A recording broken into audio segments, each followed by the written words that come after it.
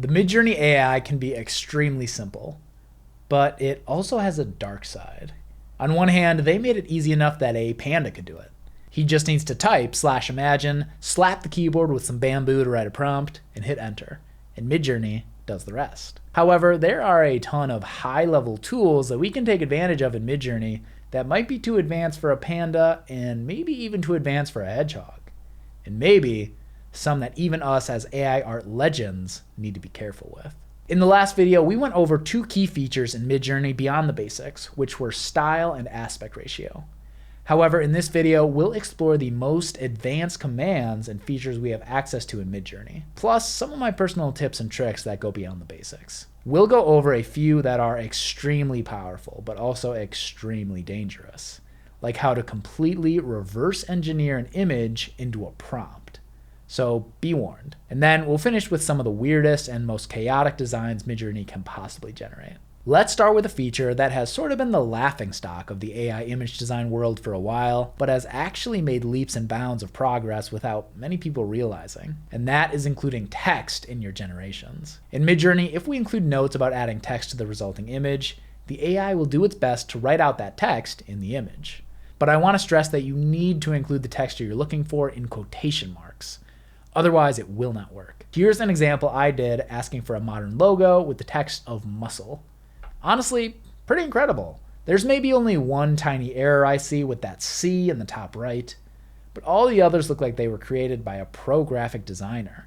So definitely don't overlook this concept. It's not as integral for making digital prints to list for sale on Etsy, but it can be huge for logo design or the inclusion of graphic overlays or info cards in listing images. From here, let's move on to one of the most important and straightforward of the advanced features. This feature builds off the last video on the basics of style and aspect ratio, so consider checking that out if you haven't already.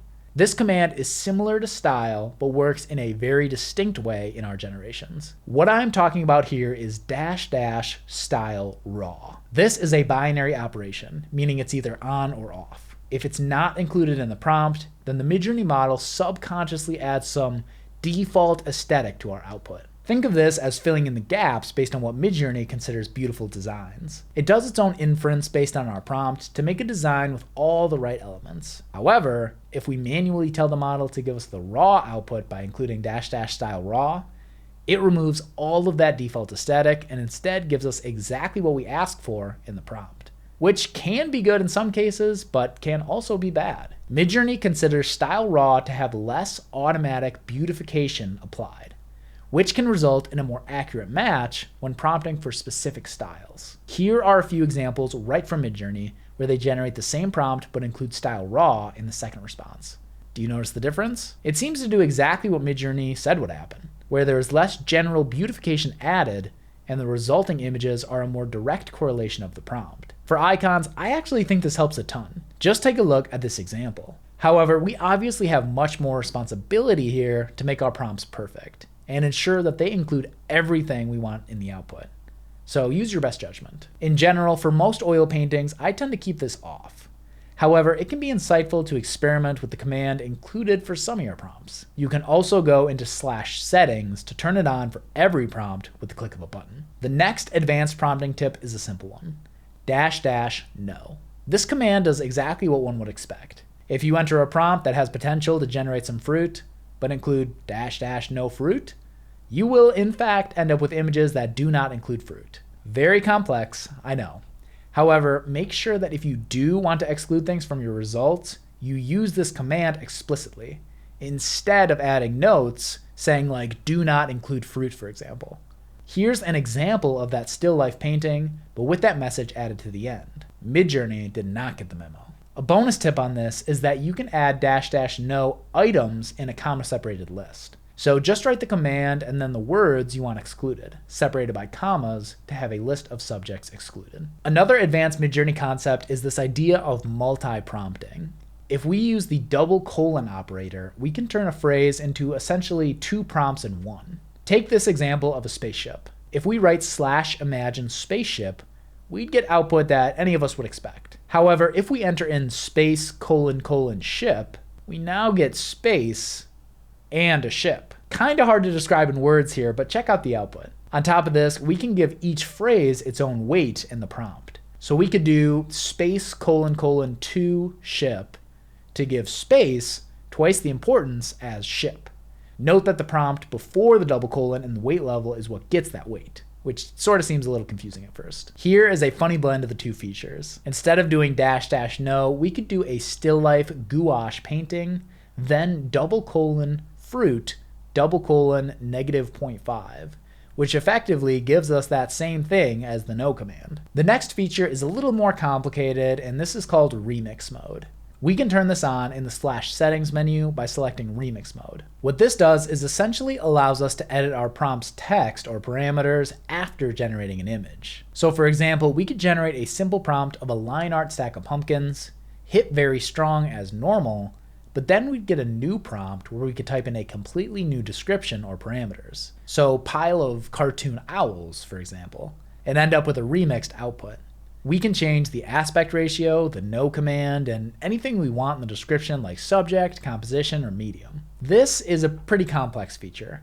I've generated almost 20,000 images with Midjourney, and I keep this off, just as an FYI. I can usually get everything I need with just the general Midjourney actions and some solid prompt writing. The next feature is less of a generation tool and more of a writing assistant, and that is /shorten. With this command, you simply type in /shorten and paste in a prompt, and the AI will generate 4 options with just the absolute necessary keywords that it considers relevant.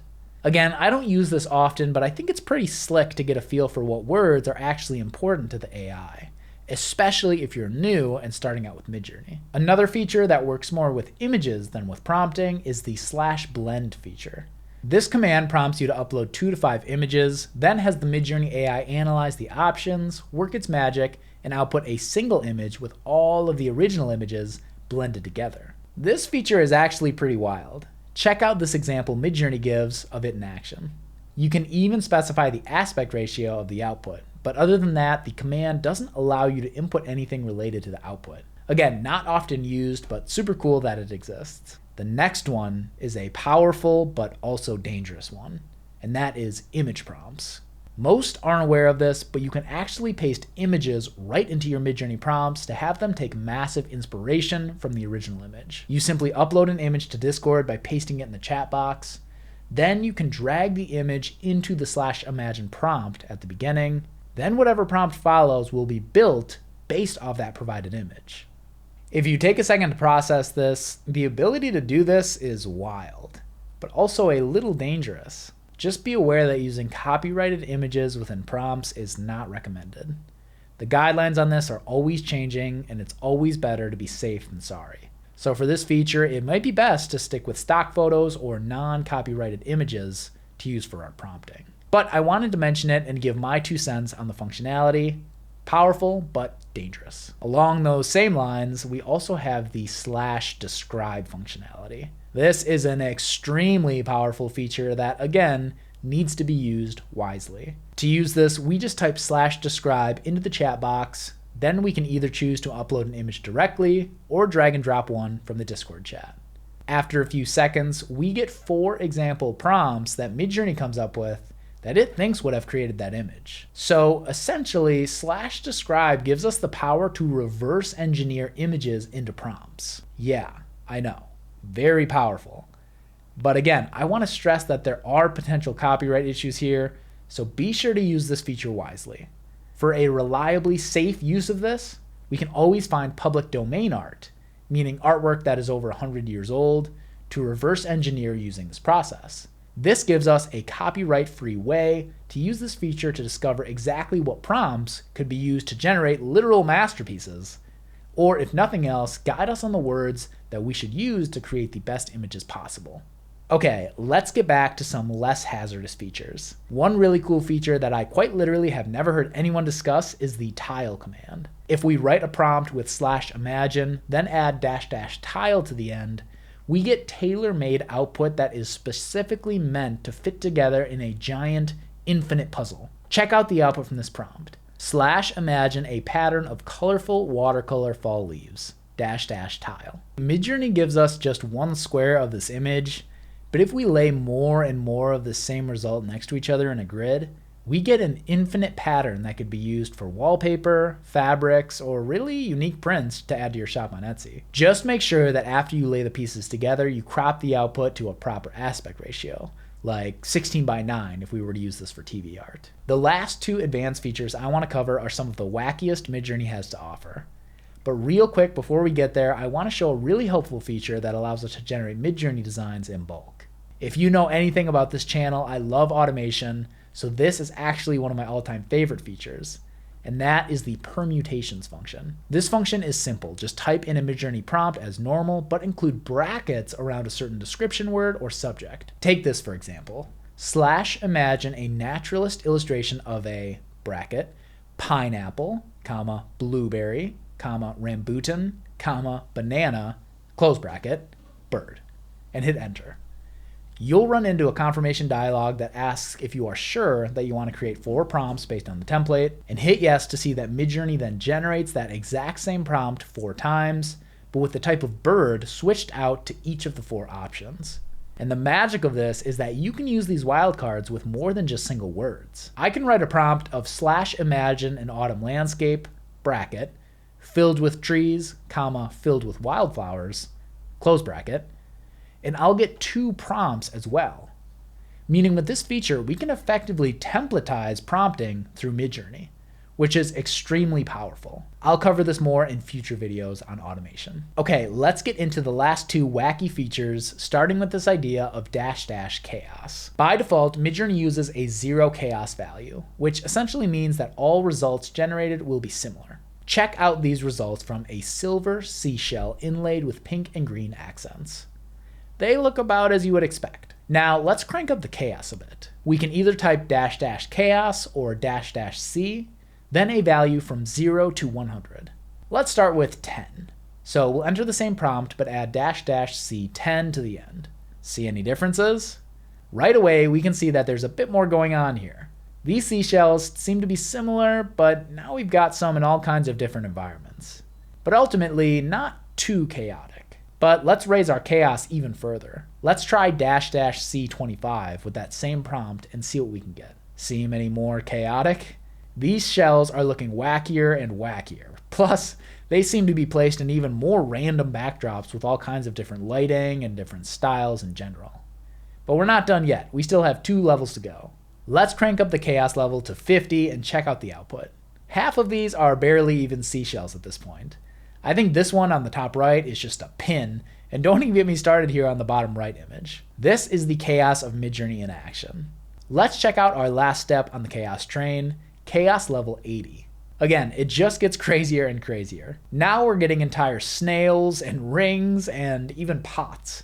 Personally, I have no idea when we'd have a necessary use case to crank up the style, but I think Midjourney just thought this feature was funny and wanted to give us the ability to create very diverse images with a single prompt. Okay, these features can't get weirder than that, right? Well, I'll let you be the judge of that as we turn to our final advanced feature we'll be covering in this video, --W or --weird. After we just went through chaos, I think you can come up with an idea of how this will work here. Let's take this example.